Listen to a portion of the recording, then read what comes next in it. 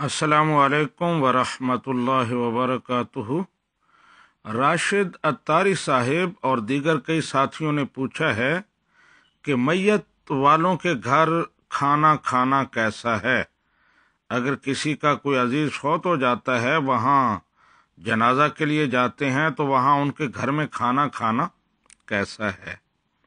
جی راشد بھائی، مستحب اور سنت طریقہ تو یہ ہے کہ اگر کوئی فوت ہو جائے تو میت والوں کے گھر کھانا بھیجا جائے، انہیں اصرار کر کے کھلایا جائے، کیونکہ وہ اس وقت پریشانی میں ہوتے ہیں، کھانا تیار کرنے کی انہیں فرصت نہیں ہوتی یا ہوش نہیں ہوتی۔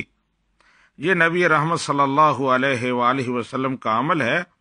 حدیث پاک میں ہے کہ جب حضرت جعفر بن ابی طالب رضی اللہ تعالی عنہ کی شہادت کی خبر آئی تو نبی رحمت صلی اللہ علیہ وآلہ وسلم نے اپنے اہل خانہ کو ارشاد فرمایا کہ جعفر کے گھر کھانا تیار کر کے بھیجو، کیونکہ ان پر ایسی مصیبت آئی ہے کہ وہ کھانا پکانے اور اس کا اہتمام کرنے کے قابل نہیں ہیں۔ یہ ابو داؤد شریف اور ابن ماجہ میں حدیث ہے۔ تو اس حدیث پاک سے علماء نے یہ استنباط کیا ہے کہ اہل میت کے گھر کھانا بھیجنا یہ پڑوسیوں کا اور رشتہ داروں کی ذمہ داری بنتی ہے، اخلاقی فرض بنتا ہے۔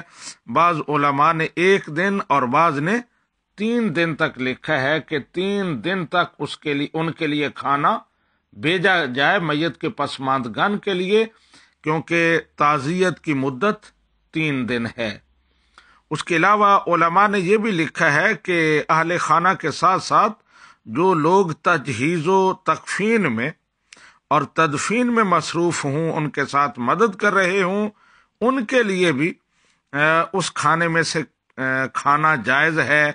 لیکن اس کے علاوہ دیگر لوگوں کا جو آج کل رواج بن گیا ہے کہ میت والے جو ہیں وہ کھانا پکاتے ہیں اور پھر ساری برادری وہیں بیٹھ جاتی ہے، 2-4 دن وہیں کھانا کھاتے ہیں، یہ ٹھیک نہیں ہے، اس سے پرہیز کرنا چاہیے۔ ھذا ما عندی واللہ ورسولہ اعلم۔